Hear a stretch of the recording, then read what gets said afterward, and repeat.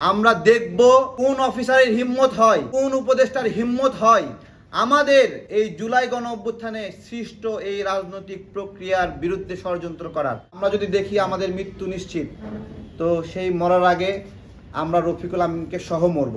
এই জুলাই অভ্যুত্থানে ত্যাগ স্বীকার করা মানুষদের এই দল নিয়ে খেলেন না।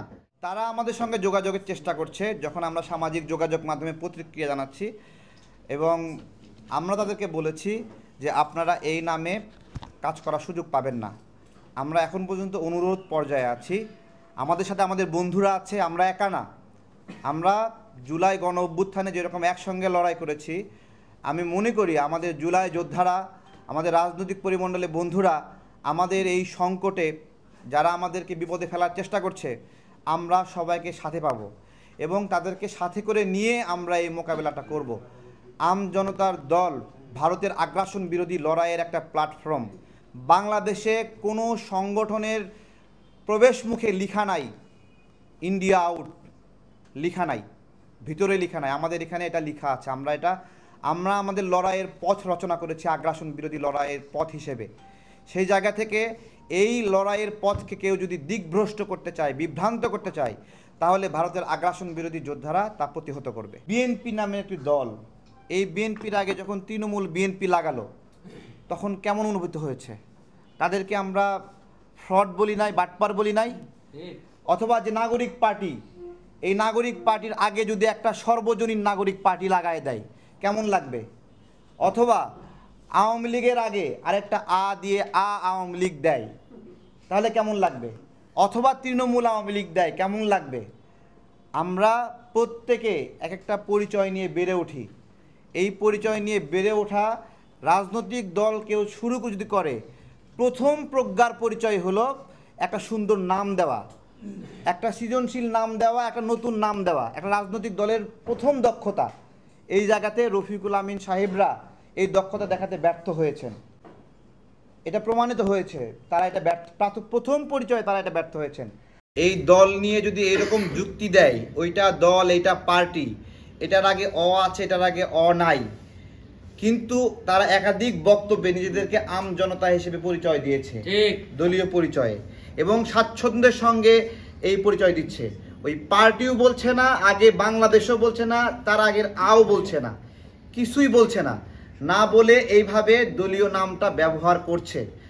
আমরা তাদেরকে সুযোগ দিচ্ছি, এখনো অনুরোধ করছি যে আপনারা এই জুলাই অভ্যুত্থানে ত্যাগ স্বীকার করা মানুষদের এই দল নিয়ে খেলেন না। এই খেলা আমরা একটা অগ্নিকুণ্ডের মতো। এই দল ভারতকে ভয় পায় না।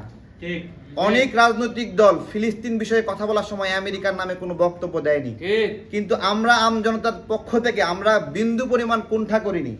আমরা ইসরায়েলের সঙ্গে সঙ্গে সমানভাবে আমেরিকাকে দায়ী করেছি ফিলিস্তিনের ঘটনায়, আমরা ভারতকে দায়ী করেছি এই ঘটনায়। আমরা মনে করি যে ইসরায়েল, আমেরিকা এবং ইন্ডিয়া এক তালে মুসলিমদের নিপীড়ন করে, এবং এইটা বলিষ্ঠভাবে আমরা উচ্চারণ করার হিম্মত রাখি।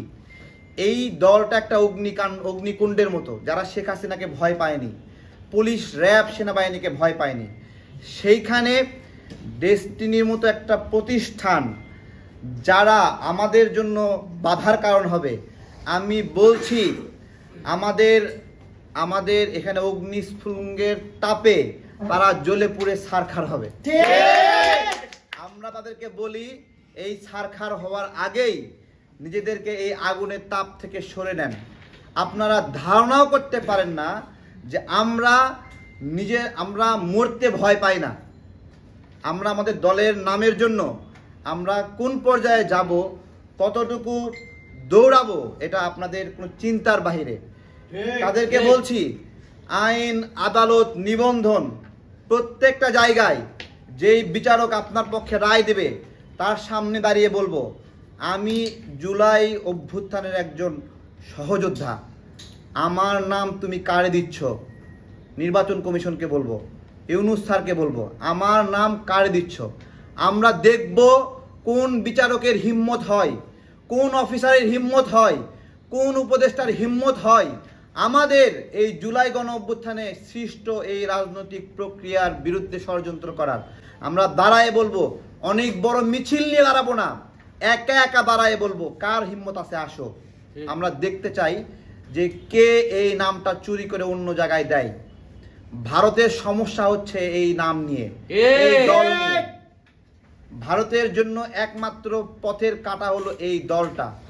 প্রত্যেকটা সীমান্তে নাগরিক হত্যার সময় আমরা প্রতিক্রিয়া জানাই, তাদের জন্য বাধা হয়ে দাঁড়াই, তাদের চুক্তির জন্য বাধা হয়ে দাঁড়াই, তাদের পানি আগ্রাসনের জন্য আমরা বাধা হয়ে দাঁড়াই।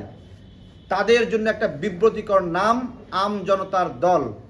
রফিকুল আমিনকেও বলবো যে এই দল যে পরিমাণ ভারতের আগ্রাসন বিরোধী লড়াই করে, আপনারা আমাদের বিরুদ্ধে ভারতের যে ষড়যন্ত্র হয়, এই ষড়যন্ত্রের ভাগ আপনারাও নিতে পারবেন?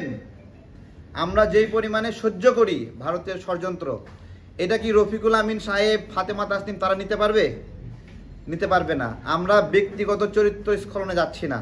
সামাজিক যোগাযোগ মাধ্যমে তাদের বিরুদ্ধে অনেক কথা বলছে। আমাদের এই ব্রিফিং দেখেন, এখন পর্যন্ত প্রত্যেকটি ওয়ার্ড মার্জিতভাবে আমরা লিখেছি, কিন্তু আমরা যদি দেখি আমাদের মৃত্যু নিশ্চিত, তো সেই মরার আগে আমরা রফিকুল আমিনকে সহ মরব।